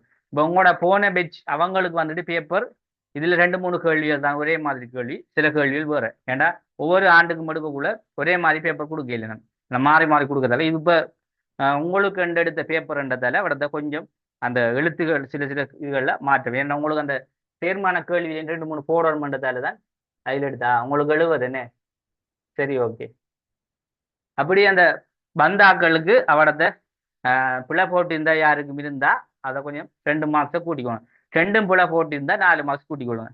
அடுத்தது இதுல இந்த புல்ஸ்கை பேப்பர்ல எழுதினாக்கள் எனக்கு அந்த பேப்பர் ஒரு சிலர் என்ன விட எழுதிக்கின்றே விளங்காம பேப்பர்லாம் அனுப்பியிருந்தீங்க. கொஞ்சம் தெளிவா அனுப்புங்க. புல்ஸ்கை பேப்பர் யூஸ் பண்ணுங்க. அவங்களுக்கு நான் 3 மார்க்ஸ் கூட போட்டிருந்தேன். அப்படி புல்ஸ்கை பேப்பர்ல எழுதி 3 மார்க்ஸ் போடாதாக்கள் 3 மார்க்ஸ் கூட்டிக்கொள்ளுங்க. சரியா? என்ற நிறைய பேர் வந்துக்கிட்டு பெரும்பாலான பிள்ளைகள், அதாவது எழுதினத்துல ஒரு அரைவாசி பேர் புல்கை பேப்பர் யூஸ் பண்ணாங்க. ஒரு சிலர் யூஸ் பண்ணவே இல்லை, சின்ன பேப்பர்லாம் எழுதியிருந்தீங்க. அப்படி இல்லாம அடுத்தடுத்ததுல ஏன்டா அப்படி எழுதினா தான் பூரணமான விடை. இதுல அந்த யசோதரன் அவர் வந்துக்கிட்டு உண்மையாவே திருப்தியா விடைகள் எழுதியிருந்தார். அதே போல தமிழா அவவும் வந்துக்கிட்டு புல்ஸ்கை பேப்பர்ல நிறைய விஷயங்கள் எழுதியிருந்தார். ஏன்னா அப்படி எழுதினா நாங்க நோட்ஸ்ல இருக்க விஷயத்த இப்ப நீங்க ஒரு சின்ன பேப்பர்ல ஒரு பக்கத்துல எழுதுற விஷயத்தை தான் அவங்களும் என்ன செஞ்சிருக்காங்க, புல்ஸ்கை பேப்பர்ல ஒரு பக்கத்துல எழுதியிருக்காங்க. அப்ப எது இப்ப கூட மாதிரி தெரியும் பார்க்கறதுக்கு? நீங்க நெருக்கி அந்த சின்ன பேப்பர்ல எழுதுறத இங்க அதுல எழுதியிருக்காங்க. பார்க்கறதுக்கு மத்தாக்களும் பார்க்கறதுக்கு நிறைய விஷயம் எழுத மாதிரி தான் காட்டும். அதுதான் நன்மைக்காக தான் உங்கள்ட்ட சொல்லுங்க. இப்ப எக்ஸாம்லயும் வந்துட்டு அதே மாதிரி எழுதக்குள்ள நீங்க இப்ப 2 சின்ன பேப்பர்ல 3 பேப்பர்ல எழுதுற விஷயத்த 4 பேப்பர் இதுல எழுதக்குள்ள பார்க்காக்கள் நிறைய விடைகளை பூரணமா பிள்ளைகள் எழுதியிருக்கின்றோடு 20 மார்க்ஸ் எனக்குள்ள உங்களுக்கு ஒரு 18, 19, 17 மார்க்ஸ் ஆகுது போடுவாங்க. ஆனா அதே சமயம் நீங்க ஒரு பக்கத்துக்குள்ள எல்லாத்தையும் எழுதி முடிச்சீங்கண்டா எந்த மார்க்ஸ் வரப்போகுது? 20 மார்க்ஸ் ஒரு பக்கத்துக்கு எழுதலாமா? எழுதல. 15 மார்க்ஸ் ஒரு பக்கத்துக்கு எழுதாம எழுதிடலாம். அப்ப அதுக்கேற்ற மாதிரி எழுத பாருங்க. சரி, அடுத்த எக்ஸாம்களை கொஞ்சம் கூடுதலா எழுத பாருங்க. இதுல முதலாவது வினா அரசியலுக்கும் அரசறிவியலுக்கும் இடையிலான தொடர்பை விளக்கு. அப்ப அரசியலுக்கும் அரசறிவியலுக்கும் இடையிலான தொடர்பு. அப்ப நாங்க இல்ல பார்த்திருக்கோம். இப்ப அரசியல் என்றா என்ன, அரசறிவியல் என்ன? அரசியல் என்றா பொதுவா வந்துக்கிட்டு நாங்க என்ன ஒரு கருத்தை சொல்லுவோம். என்ன அரசியல் வந்துட்டு ஃபர்ஸ்ட்டுக்கு நாங்க பேசிக்கா இருந்து வரக்குள்ள இது எப்படி சொல்லணும்? அரசியல் வந்துட்டு இந்திய நேற்றைய விஷயம் இல்லை, ஆரம்ப காலம் இருந்து கிட்டத்தட்ட 2500 ஆண்டுகள்ல பழமை வாய்ந்த ஒரு விஷயம். இதை வந்துக்கிட்டு அரசியலும் அதே போல அரசறிவியல் என்ற விஷயம். அப்ப அதுல முதல்ல அரசியலை பத்தி சொல்லிட்டு அரசறிவியல். அப்ப அரசியல் என்ற என்ன? அரசியல் என்பது பொதுவாக ஒரு விடயத்தை செய்கிற விஷயத்தை அரசியல் செய்தல் என்று நாங்கள் சொல்லுவோம். அப்ப அரசியல் செய்தல் என்றா அதுக்கு ஒரு உதாரணம் நான் சொல்லியிருக்கேன். உதாரணமாக சமூகத்தில் நடக்கின்ற ஒரு பிரச்சனையை சொல்றேன். அதுல பெண்ணியல்வாதம் என்ற விஷய கருத்துக்களை அதை வந்துட்டு ஏன் வந்துட்டு தொடர்ந்து என்ன செய்யறாங்க, பெண்களுக்கு ஏன் வாய்ப்பு கொடுக்க வேண்டும், சமூகத்தில் இப்படி ஒரு கருத்து ஒன்று வந்துட்டேன்டா. இப்ப அரசியல் செய்கிற அந்த இதுல நாங்க என்ன சொல்லுவோம் பொதுவா, இப்ப அரசியல் செய்யறதுக்குள்ள அது என்ன பெண்களுக்கு வந்துக்கிட்டு அவங்க பலவீனமான, அதால அவங்களுக்கு அரசியல பங்கு கொடுக்கணும்னு சாதாரணமா சொல்லி விடுவோம். இதே சமயம் அரசறிவியல் பாடப்பரப்பு வந்துட்டு ஒரு என்ன அரசறிவியல் என்பது ஒரு முறையான விஷயம் இருக்குது. அதுல அதில் நாங்கள் சொல்லக்குள்ள அதை வேறுபடுத்தி நாங்கள் சொல்லுவோம். அப்படியான கருத்துக்களை கொண்டு நாங்கள் என்ன செய்யலாம். அதே போல அரசியல் அரசியல் வந்துட்டு அரசியல் கட்சி சார்ந்தது, இது வந்துட்டு நடைமுறை சார்ந்தது. அப்படி அந்த அதுக்குள்ள இருக்கின்ற ஒற்றுமை வேற்றுமைகளை சொல்லிட்டு போகலாம். அதே போல அரசியலில் இருக்கின்ற இன்னும் சில விடயங்கள் வந்துக்கிட்டு அரசியல் வந்துக்கிட்டு இப்போ ஒரு எலெக்ஷன் நடக்கின்ற போது அந்த எலெக்ஷனில் ஆரம்பம் இருந்து முடியும் வரைக்கும் ஒரு செயற்பாடு வடிவத்தில் செய்கிறது. அதே சமயம் இங்காலே அந்த நடக்கின்ற எலெக்ஷனை பற்றி நாங்கள் என்ன செய்கிறோம், அந்த எலெக்ஷன் சார்ந்த விடயங்களை பற்றி ஒரு ஆய்வாளர்கள் அதை என்ன செய்வோம் முன்கூட்டியே சொல்லியிருப்பாங்க. அப்படி அதுக்குள்ள உள்ள அந்த நாங்கள் பொதுவாக வந்துட்டு நாங்கள் சொல்லக்குள்ள அரசியல் எண்ணக்குள்ள அரசியல் என்ற விஷயத்த ஒரு அட்டவணையும் அரசியல் என்றதை ஒரு வேறுபாடு ஒரு அட்டவணையும் போட்டு தான் அந்த விடையை நாங்கள் கொடுக்கணும். அப்போ ஆரம்பத்தில் சொல்லக்குள்ள அரசியலும் அரசியலும் சேர்த்து அவங்க இப்படித்தான் அரசியல் என்ற என்ன அரசியல் சொல்லிட்டு இதை ஒரு அட்டவணை மாதிரி பிரியும். இப்படி யாருமே பெருசா நான் சொல்ற விஷயத்த விடையா யாரும் எழுதினெல்லாம் பொதுவாக, அதாவது அரசியல் கல்வியாக கற்றல்ன்றது சொல்லப்பட்ட தோற்றப்பாடம் சம்பந்தப்பட்ட இப்படியான விடைகள் தான் எழுதியிருந்தேன். ஆனால் எல்லாருக்கும் மார்க்ஸ் போட்டிருந்தேன். ஆனால் அரசியலும் அரசியலுக்கும் இடையில் நான் தொடர்பண்ட விஷயம் நாங்கள் எங்களோட முதலாவது யூனிட்டுக்குள்ள இருக்க வார அந்த 50 குணம், அதாவது நான் அட்டவணைப்படுத்தி வேறுபடுத்தி காட்டிய விஷயம் தான் அது. சரி, அதே போல அந்த நீங்க எழுதினா சரி சரியா. ஆனா உண்மையா ஏதோ ஒரு வகையில சின்ன சின்ன தொடர்புகளை படுத்தி நீங்க வெளியிருந்தீங்க, பூரணமாக தெரியும் இல்லை. அடுத்தது அரசியலை கல்வியாக கற்றல் என்பது நீங்க விளங்குவது. அப்ப கல்வியாக கற்றல் என்பது இப்ப நான் சொன்ன மாதிரி அது தனிப்பட நடைமுறை ரீதியாக அது தனியே சொல்லலாங்க. கல்வியாக எனக்குள்ள நடைமுறை ரீதியாக கற்றல், கற்கை ரீதியாக கற்றல், இந்த விஷயத்தை சொல்லி நடைமுறை எனக்குள்ள ஒரு சமூகத்தில் நடக்கிற திரும்ப ஒரு பிரச்சனையை சொல்றது. உதாரணப்படுது இப்ப பெண்களுக்கு அதாவது வாய்ப்பு பெண்ணியல் வாதம் பண்றது என்பந்த இதுக்கே நாங்கள் வாய்ப்பு அந்த விஷயத்த சொல்லலாம். அது உதாரணமான நோட்ஸ்லயே கொடுத்துட்டீங்க. அப்ப அதை அரசியல்ல அதாவது கற்கை எனக்கு நடைமுறை கற்கையிலையும் அதை சொல்லலாம். இது வந்துக்கிட்டு குடும்பம் சார்ந்த அயலவர் சார்ந்த விடயங்களூடாக கிடைக்கப்படுகின்ற ஒரு விஷயம். அதே போல அதே போல கல்வி என்று சொல்லக்கூடிய இது ஒரு முறை சார்ந்த ஒரு கற்கையா இருக்கும். இதை விஞ்ஞான ரீதியான ஆய்வுகள் மேற்கொள்ளப்படக்கூடியது. அதுல நாங்க பெண்ணியல் வாதம் என்ற கருத்து சொன்னா அதை நாங்க முழுக்க ஆய்வு செஞ்சு இவங்களோட பிரச்சனை என்னன்னு அறிஞ்சு அதுக்கு ஏற்ற மாதிரி நாங்க என்ன செய்யலாம், இவங்களுக்கு பெண்களுக்கு வாய்ப்பு கொடுக்கலாம், என்ன மாதிரி இவங்க எங்களோட சாதாரண அரசியல் எப்படி பங்கு பற்றலாம்னு நாங்க முழுமையான வாய்ப்பு கொடுக்கலாம். அப்ப அந்த வகையில அதை சொல்லணும். அதே போல அரசியல் கற்கையும் அதன் தோற்றப்பாடும் என்ற தலைப்பு தான். அப்ப அரசியல் கற்கை அதன் தோற்றப்பாடுன்னு சொல்லக்குள்ள இதை நாங்க எப்படி எழுதலாம், அதாவது ஆரம்ப காலத்திலிருந்து அரசியல் ஒரு நீண்ட கால வரலாறாக இருந்தாலும் சில கற்கைகள் தோற்றப்பாடு அடைஞ்சு வந்து அதை நாங்கள் அரசியல்ல முக்கியத்துவப்படுத்தினோம். அப்ப என்னென்ன பாடப்பரப்பு அரசியல்ல உள்வாங்கப்பட்டது, அதுல அரசியல் கற்கைன்ற என்னென்ன தோற்றப்பாடு உள்வாங்க. அப்ப அதுல முதலாவது சொல்லப்படுகின்ற விஷயத்துல இருந்து அங்க எழுதலாம். அதுல அரசியல் நிறுவனத்தை பத்தி, அதே போல நடைமுறை செயற்பாடு, இது நீங்க எல்லாருமே அந்த அதுக்குரிய விட எல்லாரும் பூரணம் எழுதியிருக்கீங்க. சிலர் என்ன செஞ்சாங்க, இப்ப இந்த நடைமுறை பகுதியை நிறுவனங்களை தனிப்பட ஊன பிரிச்சு எல்லாம் எழுதியிருக்காங்க. உண்மையா நல்லா விளங்கின பிள்ளைகள் அப்படித்தான் எழுதுவாங்க. சிலர் சும்மா அந்த 5 விஷயத்தையும் போட்டு இந்த 5 விடயங்களை கொண்டுதான் என்ன செஞ்சிருக்கு அப்படியும் எழுதியிருக்காங்க. ஆனா அப்படி எழுதின ஒன்றும் இல்லை. நீங்க இந்த உங்களோட கொப்பிட்ட பேஜிலேயே ஒரு பக்கத்துக்குள்ளதான் மட்டும் எழுதலாம்.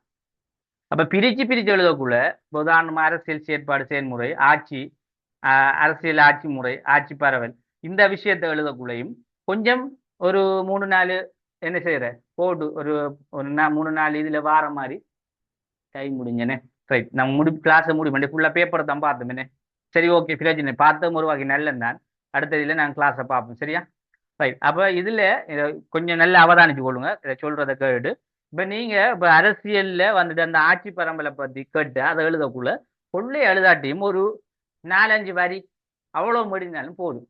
அப்ப நீங்க பூரணமாக அந்த 5 விடயங்களும் உங்களுக்கு விளங்கினது பூரணப்படுத்தப்பட்டீங்க. இப்ப எல்லாருமே நினைஞ்சிருக்கீங்கடா, அதாவது ஆரம்ப காலத்துல இருந்து எல்லாத்தையும் கொண்டு அதோட இந்த கல்வி விஷயத்துல நடைமுறை அந்த விடயங்களையும் சேர்த்து விட்டீங்க ஒரு சிலர்.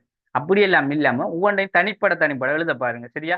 இப்ப கேட்ட கேள்வி என்னன்றத கொஞ்சம் கிரகிச்சு கொஞ்சம் அதுக்கேற்ற மாதிரி விடைய எழுதப்படாங்க, ஒன்று கூட பூத்தாம. அப்ப அதால ஒரு சிலர் வந்துட்டு தனிப்பட, அதாவது அரசியல் கட்சியின் தோற்றப்பாடுனா என்ன என்று எழுதி அந்த 5ஐயுமே தனிப்பட பிரிச்செல்லாம் எழுதி காட்டிக்காங்க. அப்ப அவங்களுக்கு தான் அந்த பூரணமான மார்க்ஸ் கொடுக்கப்பட்டிருக்கு. அப்ப அதுக்கேற்ற மாதிரி இனி கொஞ்சம் சிலருக்கு கொஞ்சம் எழுதினன்றதுக்காகவும் மார்க்ஸ் போட்டிருக்கேன். என்ன முண்டாலும் எழுதியிருக்க பிள்ளைகள்ன்றதுக்காக மார்க்ஸ் போட்டிருக்கேன். இனி அடுத்த தரம் இது உங்களுக்கு இப்பதானே பேசிக், நிறைய பேர் புதுசா வந்து கிளம்பிருக்கீங்க. அப்ப அதால உங்களுக்கு எப்படி அந்த எக்ஸாம்ன்றதை எப்படி செய்யறது, இதான் உங்களுக்கு ஃபெஸ்ட். இப்போ உங்களோட தவணை பரீட்சை இனித்தான் நீங்க எழுத போறீங்க. அதுல ஒரு ஆரம்பத்தை தான் போய் ஸ்டார்ட் பண்ணி போட்டு போயிருக்கீங்க. இப்போ வார 5ஆம் தேதி நல்ல விளையுங்க. வார 5ஆம் தேதி உங்களோட முதலாவது தவணை பரீட்சை எங்களோட இதுல நடக்கும் சரியா? இப்ப நடந்த மாதிரி தான். அதுல 3 யூனிட் வரைக்கும் உள்ள விஷயம் நாங்க படிக்க வேண்டியிருக்கு. 3 யூனிட், அழகு 3 வரைக்கும். இதுல நான் 3 யூனிட் வரைக்கும் உரிய நோட்ஸை உங்களுக்கு நாளைக்குள்ள இல்லை மிச்ச 3வது யூனிட்டுக்குரிய நோட்ஸை நான் அனுப்பி வைக்கிறேன் சரியா? இது ஏனெண்டா எந்த அழகு பரீட்சைக்கு மட்டும் இல்லை, இப்ப இது இப்பதான் படிக்காக்கள் இருந்தாலும் ஸ்கூல்ல நடக்க போகுது. எல்லாருக்கும் போமனா தானே நடக்க போகுது. எல்லாருக்கும் எக்ஸாம் தானே. வார மாசம் 15ஆம் தேதி எக்ஸாம் சொல்லிருக்கு. எல்லாருக்கும் எக்ஸாம் தான். சொல்லுங்க அப்போ. ஓம் சார். எல்லாருக்கும் முதலாம் தவணை என்று சொல்லி அறிவிச்சிருக்காங்க தானே. ஓம் சார். ரைட், எல்லாருக்குமே எக்ஸாம். அப்ப நீங்க இங்க தயாரானதான் அங்கேயும் தயாராகலாம். அதனால உங்க எல்லாருக்குமே பொதுவா நான் நோட்ஸ் அனுப்புறேன். நாங்க பிறகு நாங்க இதுக்குள்ள 2வது யூனிட் முடிச்சிட்டோம் அந்த இவ்வளவு நாளைக்குள்ளேயும் நாங்க என்ன செய்யலாம்,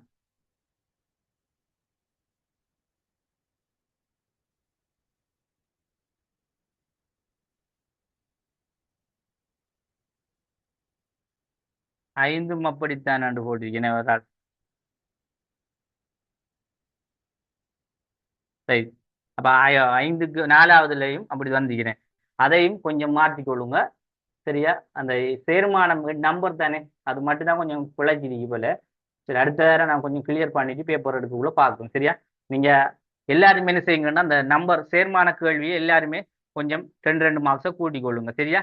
யாருக்காவது நான் சொல்ற விளங்கணும். அந்த இன்னும் சொல்ற விடையை மட்டும், அதாவது ஏபிசி ஏசிபி ஒரே மாதிரி வாரத்துல புளைய போட்டாக்கள் மட்டும், எல்லாரும் இல்லை புளைய போட்டாக்கள். அதுக்காக சம்பந்தம் இல்லை போட்டாக்கள் மட்டும் கேட்டுறாங்க சரியா? போட்டு புல வந்தாங்க மட்டுமா அந்த சேர்மான கேள்வி மட்டும். சரி, அப்ப அதால நீங்க என்ன செய்யுங்க, அப்ப வார 5ஆம் தேதி கிடையில உங்களுக்கு நான் பேப்பரை நான் இப்ப 2-3 நாளைக்குள்ள போடுவேன். நீங்க அதுக்கு இருந்தே படிக்க ஸ்டார்ட் பண்ணுங்க. அப்ப நீங்க இங்கேயும் செய்யறக்குள்ள அங்கேயும் ஸ்டார்ட் பண்ணக்குள்ள எக்ஸாம் உங்களுக்கு இன்னும் லேசா இருக்கும் சரியா? அப்ப நீங்க என்ன செய்யுங்கடா, இப்ப நாங்க எக்ஸாம் நடக்கிறதுக்குள்ள ஸ்கூல்ல எக்ஸாம் நடக்கிறதுக்கு இடையில நாங்க 2 யூனிட் தான் ஃபுல்லா முடிக்கலுமெண்டு இருந்தா 3வது அப்பதான் தொடங்க போறோம்டா. நீங்க 2 யூனிட் எப்படியும் கம்ப்ளீட் ஆயிருப்பீங்க. இங்க நோட்ஸை ஃபுல்லா படிக்கலாம். 3வது யூனிட்டுக்குரிய நோட்ஸையும் படியுங்க. கேள்வி வந்துக்கிட்டு 3 யூனிட்டுக்குள்ளாம் வரும் சரியா? நல்ல விளங்கணும். யூனிட் 3க்குள்ளாம் வரும். அதுலேயும் சாய்ஸ் இருக்கு, பயப்படத்தில் சாய்ஸ் இருக்கத்தால நீங்க ஹார்டா படிங்க. 2 யூனிட் நல்லா ஹார்டா படிங்க. 2 யூனிட் நல்லா ஹார்டா படிங்க. 3வது யூனிட்டையும் படிங்க. அதை சாய்ஸுக்கு விடுற மாதிரி படிங்க சரியா? இதுல எம்சிக்கு வந்துக்கிட்டு 1, 2, 3 எல்லாம் வரும். அதால 3வது யூனிட்டை படிச்சீங்கன்னா கொஞ்சம் எம்சிக்குவே செஞ்சுட்டு போகலாம் சரியா? அப்ப ஸ்ட்ரக்சருக்கு மட்டும்தான் 3வது யூனிட்ல ஏதாவது கேள்வி வந்தா உங்களுக்கு படிக்காத ஆக்கள் அதை விடுங்க. இதுல இருக்காக்க கொஞ்சம் நல்லா கேட்டுட்டு போவோம் சரியா? அப்ப இது பார்ட் 1 சரியா? பார்ட் 1.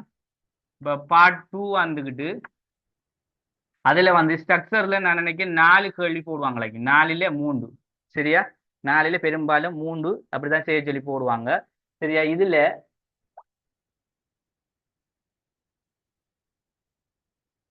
ஸ்கூல்லையும் முடிக்க மாட்டாங்க. அது இப்ப இப்படித்தான் ஸ்கூல்ல நாங்க எவ்வளவு வேகமா போனாலும் ஸ்கூல்ல சிலபஸ் முடியாது. அது எப்பவும் தான் 3வது யூனிட் முடிக்க மாட்டாங்க. ஆனா அதுக்கு இடையில எக்ஸாம் வைப்பாங்க. அது எங்கிலும் தான்.